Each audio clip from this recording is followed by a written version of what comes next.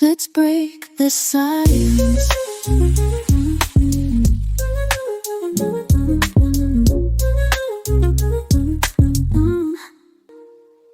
This is all things Greggy. Come take a ride.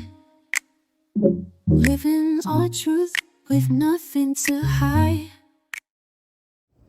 Good morning, guys. Hey, what's up, fam? Welcome back to the channel. Welcome back. Thank you for joining us today. As you can see, the title, I just want to talk about something real quick. Houston, we have a problem. Houston has a problem, y'all. In my heart of hearts, I feel like we have a serial killer in Houston. Remember, I was telling y'all, that's why I brought out my little X-Acto knife, because I walk with it. There has been 5 bodies in 5 days, 2 in which were college students. Yeah. One girl was 20 years old, right? I don't like her story because of how it played out. So I'm gonna give you a link to this news story. Okay. It's just a quick little news story if you want to see it. Some people were saying that this was happening in Austin like 6 months to a year ago, and they never caught the guy. But it's the same, so dumping bodies in the same place. But it's been back to back to back to back to back. And the last little girl, well, she's a young adult. She was 20 years old. She was a college student and had been out drinking with some friends.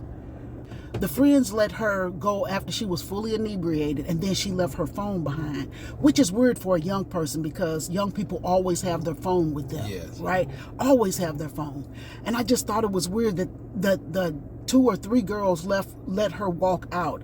And so the newsroom pulled cameras from, I think it was a gas station that was by the place they were drinking at, and you could see her walking by herself, and you could almost see her, Wobbling. yeah, just a little bit, not much. And I'm like, I don't care if we had an argument, I don't care what happened. Girl, no, you're not walking by yourself. We not doing this. I don't care how close this college was. I don't care about none of that. And then she left her phone, and I'm like, that's weird to me. That's weird to me. That's why we have to I was telling my daughters this as young girls. You have to know who your friends are. Because friends don't they don't allow you to do that. Girl, I know you mad, but we came together, we leaving together. Because I had a situation like this as a grown woman. Yeah. So I had to tell my daughters, I'm like, know who you're with. And in fact, I refuse, after my situation, I refuse to let myself drink with anybody other than family. Because mine could have been really, really bad. It could have been really, really bad. There was a club in St. Louis called Broadway. If y'all in St. Louis, y'all know this club.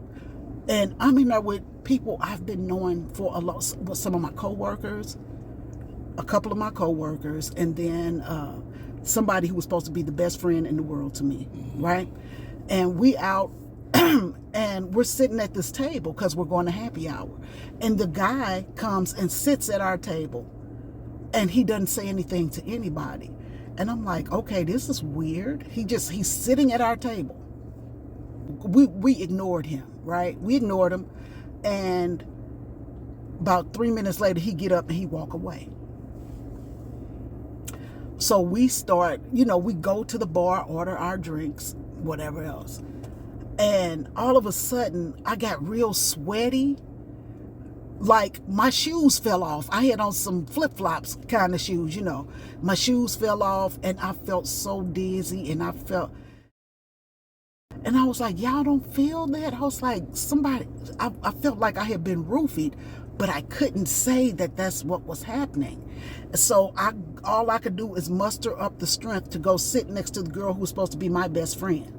I go sit next to her. And I'm like, she was like, girl, what you doing? Get off me. And I'm like, I can't get the words out. Girl, I'm sick, but you're supposed to be my best friend. Like, Come on, like pick up on these cues. Because I'm not a drinker, never have been a drinker. She let a guy take me home that she knew liked me. And she stayed at the party. Now, I'm like, this guy could have taken advantage of me, right? And I was able to call my daughter, and I was like, stay on the phone with me, right? Until he dropped me off. While we were in the car, he kept hitting the back of my thigh close to my butt, and he kept saying, a drunk it is, ha, just laughing. And I'm like, this dude is weird. And I'm like, this could have been a very bad situation. Yes. And so when I got to the house, my baby girl Tiffany, when I say if don't nobody else take care of me, my Tiffany gonna take care of me.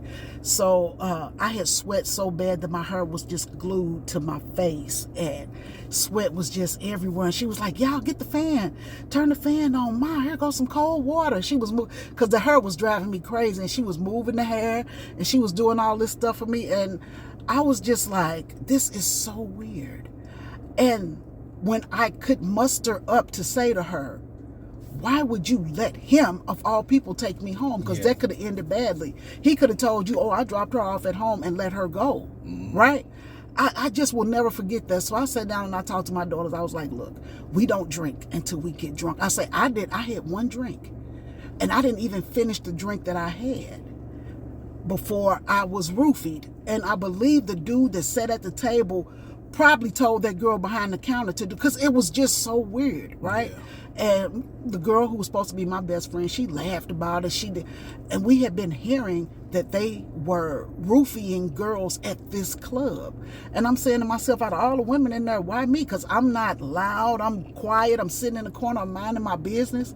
But the following week, because we would go on Fridays, they got her and her two sisters. She said they were sitting there. That same guy came and sat at the table. All their drinks got roofied, right? They trying to drive home. You can't drive home. No. She said they made it to the corner, and she said the car was still running, and they opened the doors and the windows. And she said when they woke up, now people done saw the car. Nobody got out to stop to help them or nothing. And she said they woke up about 2-3 o'clock in the morning, and then they drove on home. And I'm just like, you saw what happened to me the week before. Why would you go back? And we had no proof. Like, who would believe us that we got roofied? But what I should have done was I should have went to the hospital. That's what I should have done. But I just wasn't thinking. I was like, you know what? I'm not playing these games. So when every time I hear about stuff like that, it just brings up a bad memory to me. Yeah. And I'm just like, I hate that they let her walk off by herself, because it should have been no, I know you mad, or I'm not saying she was mad, but I'm just saying whatever the situation was, you ready to go, we not ready to go. You just got to be ready to go. Y'all just got to be ready to go. And I promise you, from that day, I will never have another drink with anybody, my husband, my sons, and my nieces. You got to be family, because I know my family ain't going to leave me behind. No. But it was just a sad situation. And I'm like, she was a junior in college, doing the right things, going to school. And it's nothing wrong with having fun. You should be able to go out and have fun. You should be able to go do that. But Houston has a problem. Houston has a problem. 5 bodies in 5 days. And before that, it was already 7. And I just don't think they're talking about it enough. Because, you see it on social media, like there are a lot of guys telling girls, keep your head on the swivel, travel in packs, don't let your friends go out by themselves. But then you can't even say that, because 2 of the guys this week were young men. Oh, yeah. 2 of the victims. 2 of the victims were young men. And I'm just like, I hate Houston. I ain't going to say I hate Houston, but I'm just ready to leave. I get so worried about Trey, and I'm like, he's walking out of class with all his classmates and getting into the car. I'm just like, and Trey, he doesn't go out drinking and stuff like that. But even if he did, I would still be worried about him, because you can't. Well, I don't know. You just can't live in fear. You just can't. But you got to be careful, though. Yeah, you can't live in fear, but you got to take precautions, too. And you have there need to be a discussion. You don't go out with friends who are not going to watch or drink. And if somebody decides they're leaving, we all leaving. Nobody leaves by themselves. We came together, we leave together. That's no the matter thing. how good a time they have, I have to go. I don't feel good. Well, then I guess we all go. I guess we all gotta go. But I just felt so bad for her because she seemed like such a sweet young lady. And I'm hoping that the school at this point is taking precaution. I don't know what school it is, but I'm gonna put it across here so you'll know. All I know is whoever's doing it has to be very confident, because if you're dropping bodies like that every day, I'm like, at some point you would think the police would set up something, like not have your car sitting in front of the place where you know the last bodies were, but like set up an operation or something. You know what I'm saying? Like something. And I'm just like, this is so, it's tragic. You send your kids off to school, so they can learn and get their education and get some life lessons in the meantime, and then they just don't come back. And that's sad. It's just really sad. But Houston has a problem. And I wish that these politicians or whoever, government officials, police officers, whatever, people in charge, they need to get off their behinds and they need to do something. Like, all the parents should just get together and go to the school and just force them to have a meeting or something. Because I'm telling you, if my child was at that school, I'm sorry, you got to come home, because I don't even trust the administration at this point, because it could be anybody. But anyway, I just thought I would bring that up because that's just been on the forefront of my mind. And I told you, every day is something else. And let me tell you something else.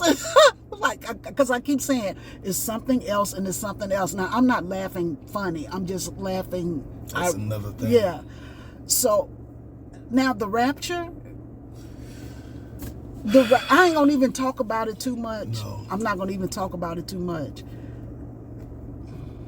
Nobody knows a day or time. The people. But anyway, fam, thank you for joining us today. Today's video, I don't know what we're doing today. I have no idea. But let me just tell y'all, I made those BLTs yesterday. And when I tell you they satisfied that craving I had, I was like, oh my God. Donald, who doesn't really, you're not a bacon eater, are you? I'm not. Every time we have... That's weird to me, because men love bacon. Like, they always say you can put bacon on a peanut butter and jelly. Bacon makes everything better. Bacon? That's what most men say. Yeah. I've had bacon and jelly sandwich, and it was delicious. It's just like, when I make breakfast, I choose sausage over bacon. Okay. And it's just that, a lot, I have a texture thing, and sometimes bacon is too soft, or you go to the wrong restaurant or something, they don't fry it hard or whatever else it is, and they got the little fatty parts and stuff. Yeah. Fatty just messes me up. But the flavor of bacon, you could put, if they had like bacon flavored dust, you can sprinkle that. You can sprinkle that on vanilla cake. You can put that in my coffee. You can put it on ice cream. I would do it, but it's a texture thing. So I like sausage over bacon. So Donald and DJ, they do a really long walk once a day. Yeah. And so yesterday he did his really long walk, and I said, you know what? I'm gonna get up and I am going to make this man a BLT. So I got up and I took my time though, because y'all were gone for about 15-20 minutes. We'll go for, at least 20. Maybe even 30. Yeah, at least 20. But I sliced the tomatoes real good, and then I took my time and peeled that lettuce back so it could be in large pieces, and I put them in their own separate little containers, and then I fried those bacon slices real good, because I like mine crisp, like almost breaking your teeth, hard. And I bought the thick cut bacon. And I toasted the bread. Speaking of bread, we got to stop and buy bread. Yeah, we'll go get some bread. So I toasted the bread real good. And so I set everything up. So when he walked in the house, he was like, oh my gosh, it smells so good in here. Boy, there are some surprises. Something about a surprise. I love BLT now, but a surprise BLT? Not the surprise BLT. Boy, that's better than a celebration pie to me. I was just so happy. I was like, boy, look at what I got here. He was. He was thoroughly happy. And I was glad to do, because I've been mean to Donald for the last couple of days. I just been fussing and fussing. I get that fussing from my mother because she was a fusser. And Donald always say, I don't like the fussing. And I'm like, I know you don't, but I can't help myself. Why you didn't put this peanut butter back? There's this new thing since we're talking about. Okay. There's this new thing where I keep leaving a drawer like about an inch open, or a cabinet like not closed back all the way, or something like that. I don't know why I keep doing it. If I'm looking for something, I'm gonna open the drawer and close it 90% of the way back. No, you don't. 80% of the way back. Nope. 70% of the way back. 50. I'm closing. No, it's at least 70. It's noticeable. It's noticeable. I'm gonna tell y'all know what. Here's what it is. Here's what it is. Have y'all ever seen the episode of Good Times? I knew she was gonna say Good Times. I'm just telling you, it's called The Family Gun. I think it's called The Family. That's sad that I know that, but it's The Family Gun. That's when James buys a gun because the neighborhood is getting too. The neighborhood is getting pretty bad, so because people are breaking in. Mm-hmm. But the kids and the wife don't want him to have the gun because he's hot-headed and he'll just shoot anybody. So anyway, Michael had hid the gun, right? But they didn't know Michael hid the gun. He outside playing. So they gonna go through the house and look for the gun. They gonna look for the gun. And Florida is folding clothes nicely. She was like, well, it's not over here, James. And it's not over here, James. Oh, and it's not over here, James. And he said, you call that looking? So he started throwing stuff everywhere. That's what Donald does. When he's looking, baby, have you seen such and such? I'm like, no. He'll start throwing stuff. I'm like, Donald. I say, please stop. I'm like, don't do it. Please don't. Because I'm going to have to clean all this up. Because what he going to do is, you could tell everywhere he's looked. Because he left his little trail behind. And I'm like, what are you looking for? I talked to him like what are you looking for, honey? Huh? What are you looking for? Okay, now, let's think of logical places it would be. Okay? It's like, I'm exaggerating a little bit, but this is what it's like. I appreciate you saying that. No, I'm talking about right now. I'm only exaggerating, not before. Just right now. So under our bed, it could the Roomba could barely go under there, right? Mm-hmm. But he's looking for his toolbox. He will lift that whole bed up and flip over the mattress, looking for the toolbox, knowing it couldn't fit up under the bed. That's what he does. And I'm like, Donald, what are you looking for? Oh, you sound so patient and calm into this whole story. I am. I don't care what you say. I am. And I'm like, yeah. So, what are you looking for? He'll be looking for the toothpicks. Oh, that's a good one. He's looking for the toothpicks. Looking for toothpicks, yeah. He in my drawer over by the side of the bed. He all on the cabinets where all of my crafting stuff is. And he looking up under the sink everywhere. I say, honey, what you looking for? Okay, I didn't say it that nice. I say, what are you? I say, Donald, what are you looking for? That sounds about right. No, because he's slamming stuff. And I'm like, Donald, what? And he don't mean to slam. He just not even thinking about it. I'm a strong And person. I'm like, what are you looking for? He said, I'm looking for the toothpicks. I say, if you look in the linen closet where I got the cotton balls and the other thing, where you clean your ears, Q-tips the and Q-tip. stuff. I said, if you look in there, I said, I put them all on that same shelf because y'all know I had did the closet up, right, and it's still nice. He go in there, he didn't see it, so now he's slamming even more, and I'm like, Donald, and I did come nicely this time. I say, Donald, did you look on the shelf? And I go in, I open it, I see it immediately.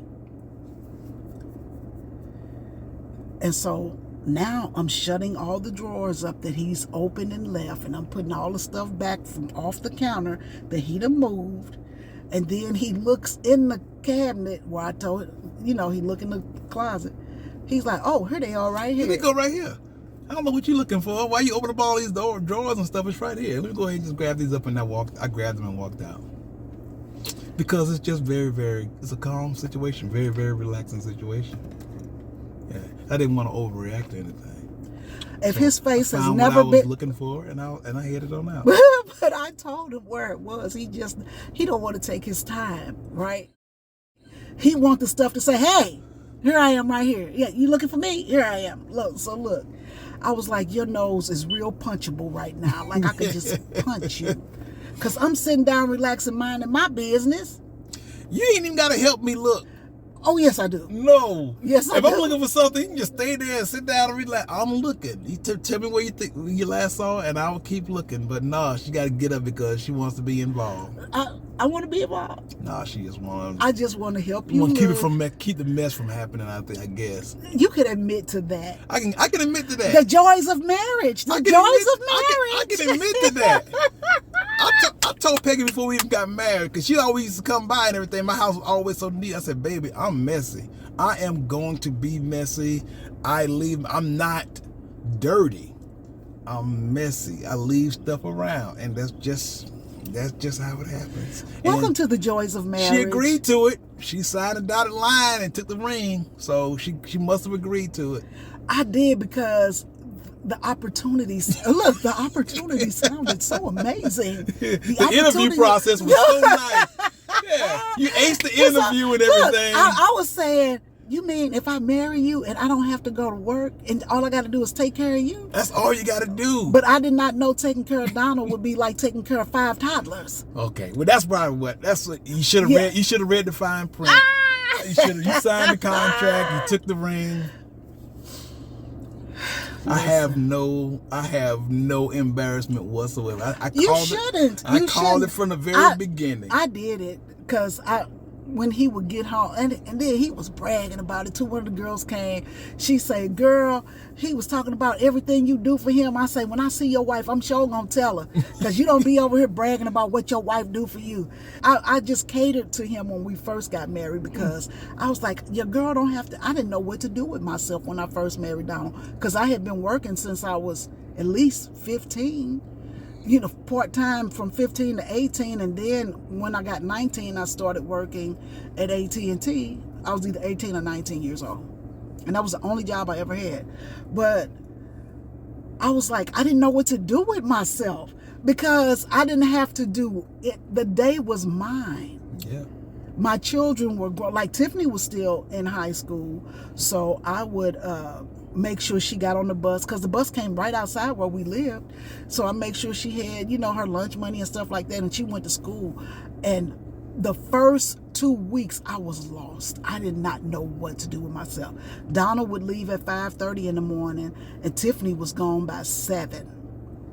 So from 7 to 3:30. Whole day. I did not know what to do with myself. I felt so guilty. So of course the house was spotless. Yeah. He was coming home every night to hot meals.